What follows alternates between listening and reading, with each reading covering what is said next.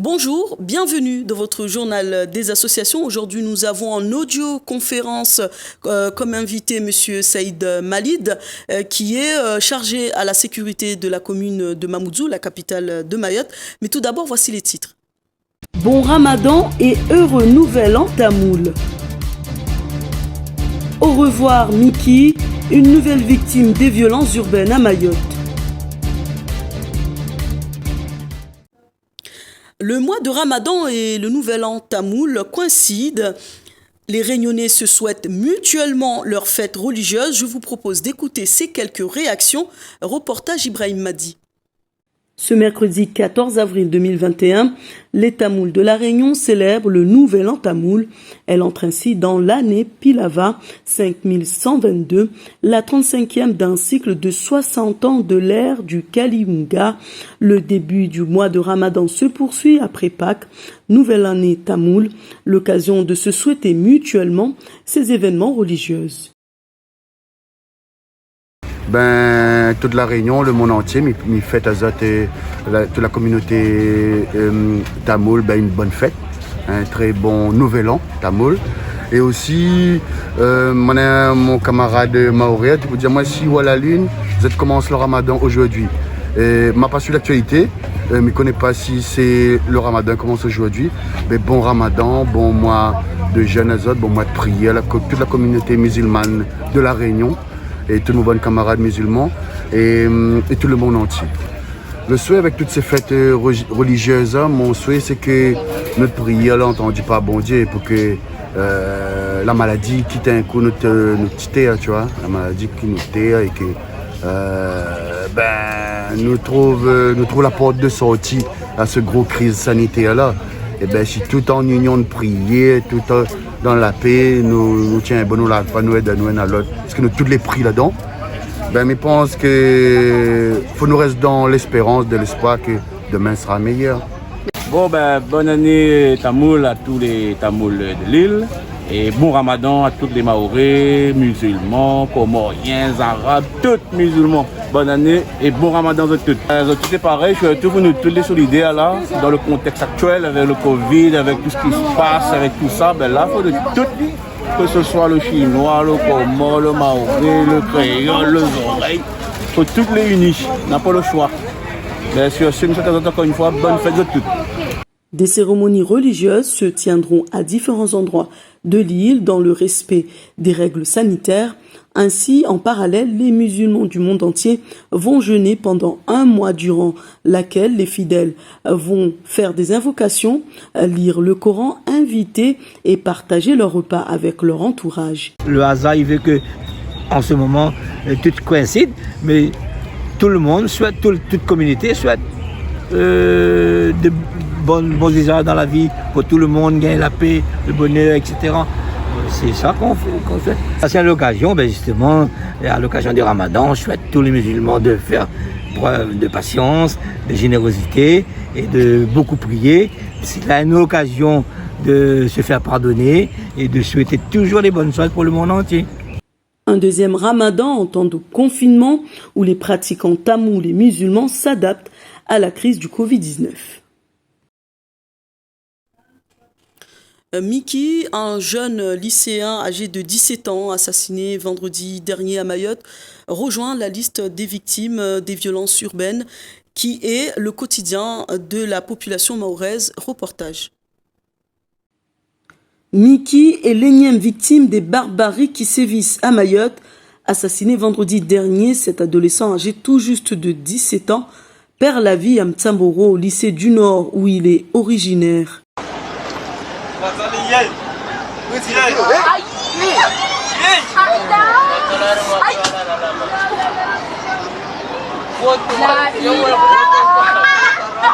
Dieu, moi.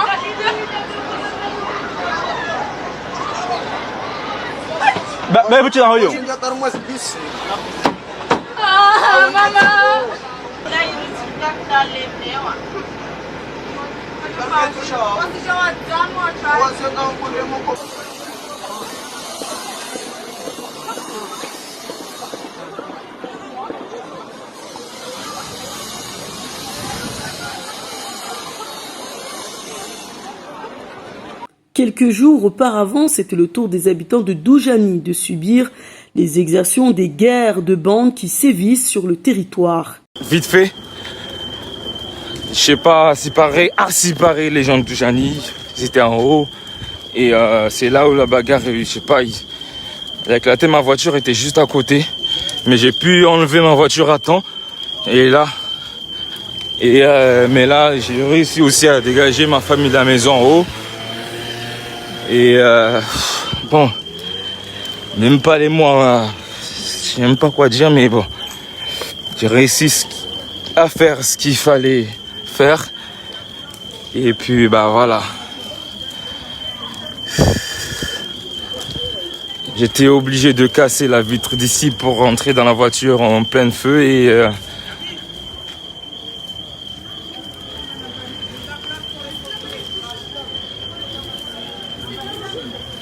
putain, saleté délinquant de merde.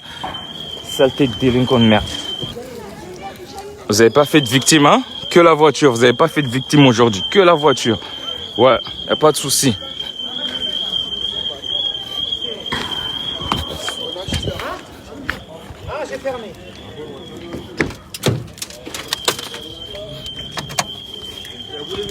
Ouais, c'est à moi. C'est toi qui as pu le déplacer? Ouais. T'as cassé tout pour le... Non, ça a explosé dès que je poussais. La voiture, elle était là, la blanche, là. À côté du feu là? Ouais. Ouais. Ouais, ça. Moi, je dormais au... Et t'as vu les jeunes ou pas? Non, on a juste de sortir. Hein. Non, on a réussi à enlever Quand ça la a voiture. explosé, c'est quand tu l'as poussé? Oui, quand je poussais. Putain, t'as pris du risque, hein. Ça va sinon? Ouais. Non. Ah, c'est pareil, en fait, il y a des jeunes, il y a plein de gens qui sortaient les poubelles. Ils sont une cinquantaine, hein. Ils sont juste en bas.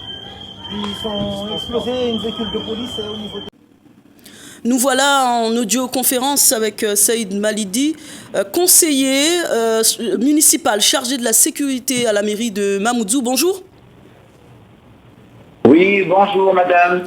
Alors, nous avons fait en coulisses un peu le point concernant la sécurité à Mayotte. Vous, à la mairie, vous avez, on va dire, un plan. Vous avez, vous avez des mesures en place actuellement pour pouvoir justement faire en sorte qu'il y ait la sécurité à Mayotte. C'est bien ça? Oui, c'est bien ça. C'est bien ça. En fait, voilà, je me présente, je suis M. Malidi Bin Saïd, chargé de la sécurité dans la commune de Mamoudzou.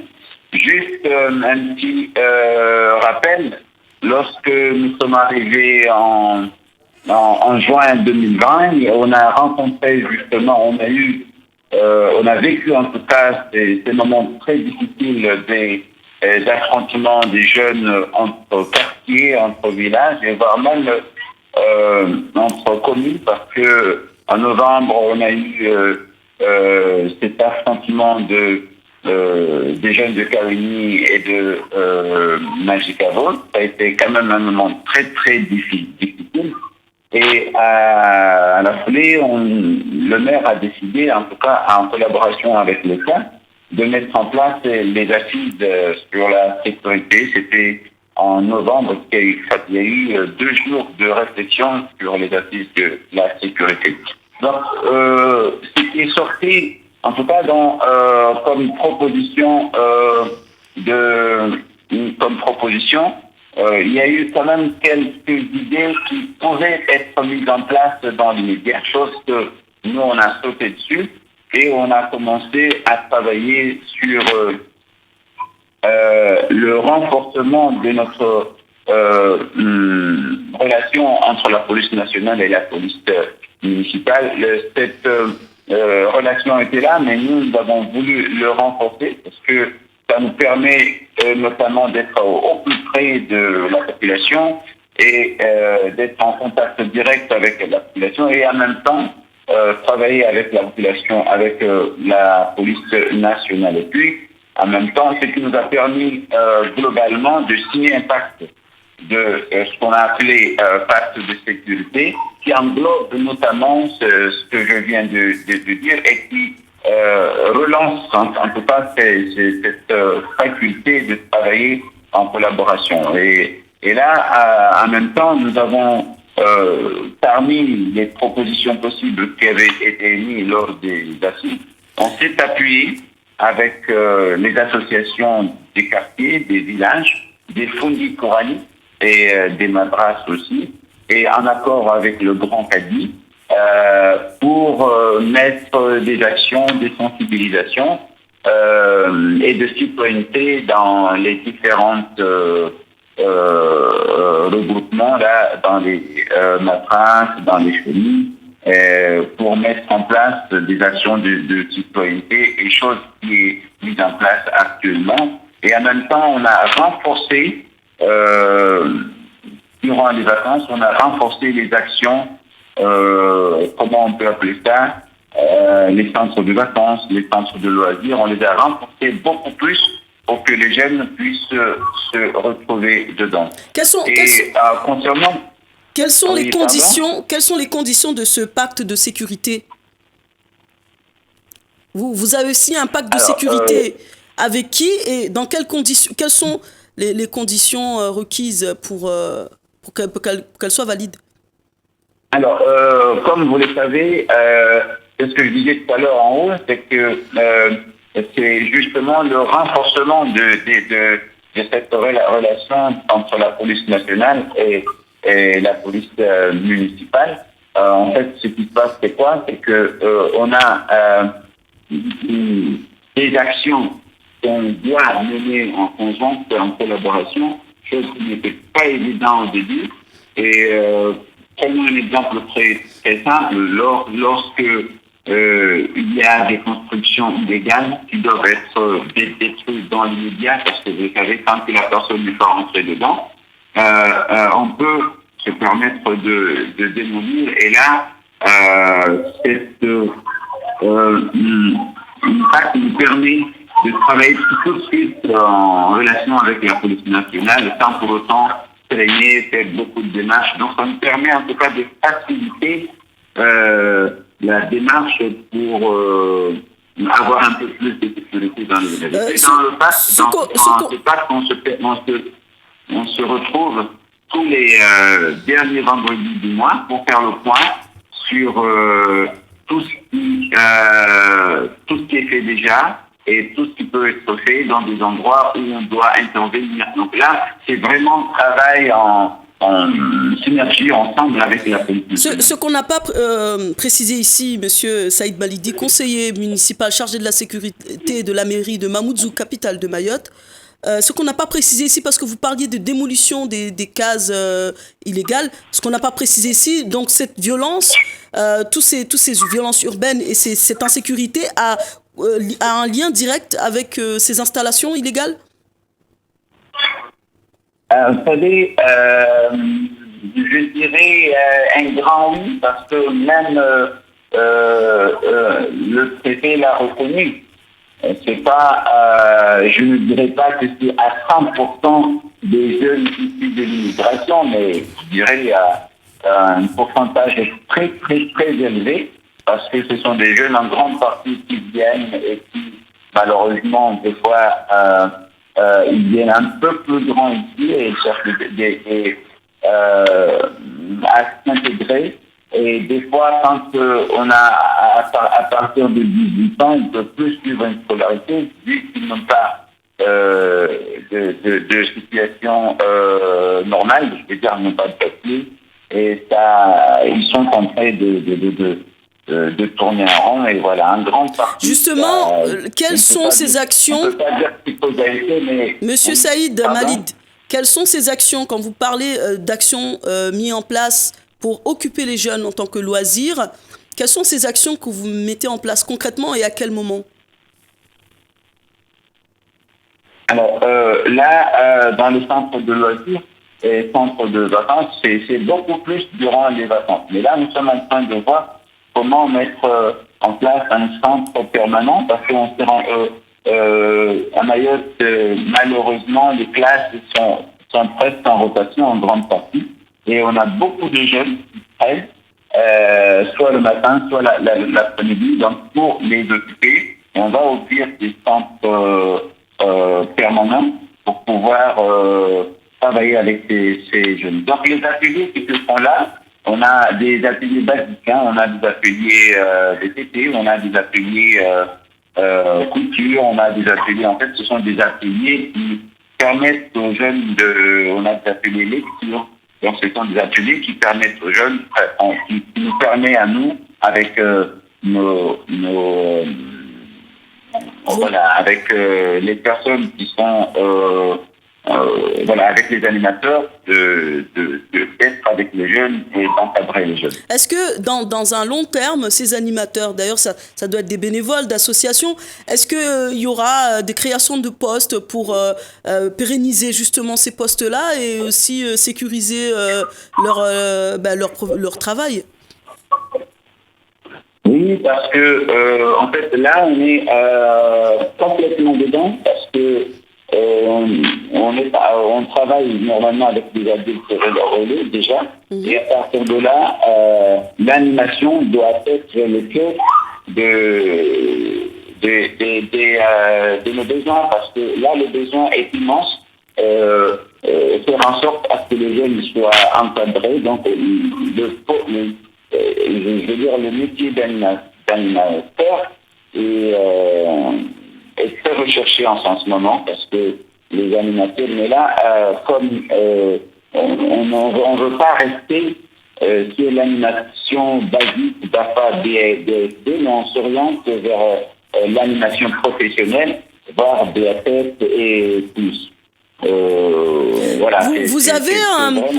Est-ce que vous avez parce que j'ai vu que la mairie de la Possession de la Réunion a signé une convention avec les CCAS de Mamoudzou. Est-ce que vous, dans ce cadre justement en termes de développement, d'animation, d'ateliers et d'occupation de la jeunesse, est-ce que vous avez, en pourparler, des liens avec ici la Réunion, peut-être aussi Saint-Denis ou d'autres communes?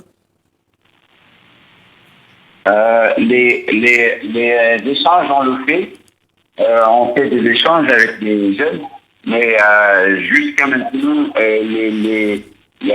cette nouvelle mandature-là, on n'a pas encore fait des échanges, mais il y a une commission de coopération régionale qui est mise en place et qui travaille justement dans ce sens.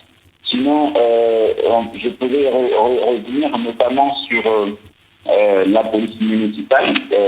Là, on est rentré, on s'aperçoit que le nombre des policiers est très, très insuffisant. On est à 36 pour une population qui doit avoir plus de 60 policiers. Donc là, c'est tout un programme d'ici 5 ans pour qu'on puisse arriver à un nombre de 66. Et puis en même temps, on a voulu être vraiment plus près de la population en termes de surveillance, en termes de proximité.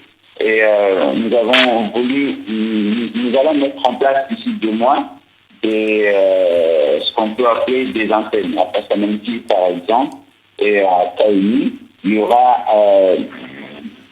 des antennes de policiers municipaux pour qu'on puisse intervenir. D'ailleurs, excusez-nous, combien de villages compte la commune de Mamoudzou? Pardon? Combien de villages compte la commune de Mamoudzou? Alors, on a 7. À l'heure actuelle, on a 7. On a Taïni, on a Mamoudzou, on a Mtapere, mais il y a aussi Doujani, Santé et Kavani. Et puis, en passant par Passamenti, Tsundu 1, Tsundu 2 et Vaïdou. 7 villages que compte, voilà, 7 quartiers que compte la commune de Mamoudzou. Comment vous avez réagi d'ailleurs à ces images qu'on vient de diffuser où un père de famille s'est conduit en héros ce soir-là, où sa voiture a été brûlée, il a réussi à sortir sa famille de sa maison dans le quartier de Doujani. Comment vous réagissez à ces images en tant qu'élu? C'est très choquant et en même temps, il faut condamner. Mais comme les habitants de Mayotte sont fatigués d'entendre et les élus et les responsables administratifs et les responsables oui, de l'État dire à chaque fois je condamne, maintenant on attend des actes. On attend des actes parce que ces jeunes-là doivent être punis à un moment donné parce que on se dit toujours ils ont le droit, mais c'est vrai que la population commence ça commence à être très difficile. Et à quel moment ces jeunes, que ce soit mineurs ou pas, vont être punis? Je sais que vous n'êtes pas un juge ni un avocat, ni procureur, mais vous, en tant que vous êtes aussi un citoyen, en tant que conseiller, vous êtes aussi un citoyen qui subit aussi ces violences urbaines. À quel moment la justice, Ahmed, va vraiment sévir de ce côté? Est-ce que vous avez quelques informations? Hier, on a mis en place le Conseil local de la sécurité et de la prévention de la délinquance. En fait, ce qu'on appelle le CLSPD pour Kurama. Donc là, c'était une grande chance parce qu'il y avait le procureur, il y avait l'État, il y avait du monde, hein, il y avait la police nationale, en fait, il y avait les associations. Donc c'est un monde où nous allons parler justement de cette violence et sans tabou. On va vraiment essayer de rentrer dans la profondeur avec les grands tabous aussi. Et dedans, nous aurons justement, on aura des espaces pour appeler les familles et les jeunes qui sont en très grande difficulté et en présence soit de la justice et du maire aussi et d'autres personnes pour justement en parler et en discuter et essayer de trouver des solutions. Finalement, on se rend compte que ni la justice, ni l'État, ni les juges, ni les avocats, ni les associations, ni les élus ne peuvent travailler tout seuls, en fait. On se rend compte il faut tous travailler ensemble avec les villageois. Ça, c'est une chose qui est claire. Et là, une fois qu'on se rend compte, c'est la réalité. En fait, comment on appelle ça? La sécurité, c'est l'affaire de tous. C'est ça ce qu'on doit se dire. La sécurité, c'est l'affaire de tous. Juste une petite parenthèse à Saint-Saménti, par exemple, durant ces 2 derniers mois, il y avait tellement... En fait, les jeunes n'avaient même pas peur. C'était les jeunes qui faisaient peur à la population. Et la population s'est réveillée. Et maintenant, je ne veux pas dire que c'est la population, mais la population a dit stop. Et maintenant, on va dire, ça fait déjà 1 mois et demi, on est tranquille. Tout simplement parce que la population a accepté de ne plus refuse plutôt de ne plus vivre des agressements, de ces jeunes-là. Donc, à un moment donné, je pense que l'État ne suffit pas. Les associations ne suffisent pas. En fait, c'est l'ensemble. Et là, je ne cesse de le dire, une fois qu'on va regarder les jeunes faire, parce que c'est l'affaire de l'État, on ne peut pas aller au-delà on ne peut pas résoudre pour ça. On vous remercie de nous avoir accordé cette interview. On reviendra sur ce sujet, sur ce que vous faites sur le terrain pour favoriser la sécurité dans votre commune. On viendra, dans le cadre de reportages aussi, montrer un peu tous ces ateliers, montrer ces acteurs qui sont sur le terrain. Merci de nous avoir accordé cette interview, Monsieur Saïd Malid, conseiller à la sécurité de la mairie de Mamoudzou. Merci. Toute l'équipe de Télécréole ainsi que celle de Squad Prod se joint à moi pour vous présenter nos condoléances à la famille de Miki. Voilà, nous sommes arrivés à la fin de cette édition. Merci de nous avoir suivis. Restez vigilants par rapport au Covid-19. Bonne fête bon Ramadan à tous les musulmans et bon nouvel an à tous les Tamouls de la Réunion. Bonne continuation sur Télécréole.